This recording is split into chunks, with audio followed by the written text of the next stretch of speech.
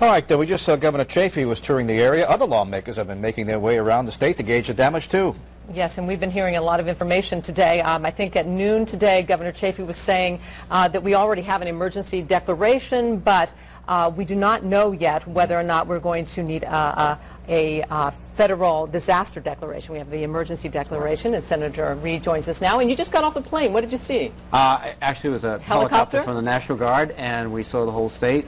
We saw some of the damage, but we also particularly noted how the basic infrastructure was not severely harmed. The municipal wastewater facilities, the roads, the bridges.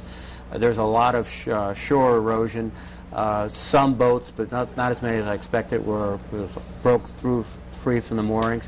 But until you get on the ground and look closely at the debris and the cleanup, it's hard to make an assessment of the need for additional federal support. FEMA is doing that with the state. Okay. Now, unprecedented power outages. Yes. All right. Anything to suggest that, gee, maybe the system wasn't set up right, maybe not this many wires should have come down, or no, we had the weather, this is what happened. Anything that... I think what you see all across the Northeast, Gene, is just the persistence of the storm. 6 to 7 hours to 60 to 80 mile an hour winds really plays havoc with the system. It's the same in Connecticut, it's the same in New York State. This is not unique to Rhode Island. And it's, frankly, when you have that much wind over that period of time, transmission substations as well as lines get affected. And they're doing, I think, a very commendable job, National Grid, in trying to get this system back up. Well, it's really important that we get it back online, because a lot of businesses have had to shut down. You see a lot of empty parking lots where people just cannot go to work because there is no power. You know, we flew over several major businesses today. The parking lots were empty because they don't have power. You've got small merchants, particularly gas stations that can't pump because they don't have electricity for the pumps. So it's essential we get it back. I think one of the things is that we take for granted sometimes, that electricity, so that flip the switch it's on.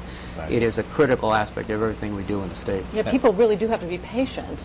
They do, but I can tell you that the urgency that National Grid is demonstrating is quite commendable. They are working hard to get this situation rectified. Right. I'm reading a little bit of criticism of the National Hurricane Center. Well, maybe they gauged it wrong this way, maybe they did this right but did this wrong.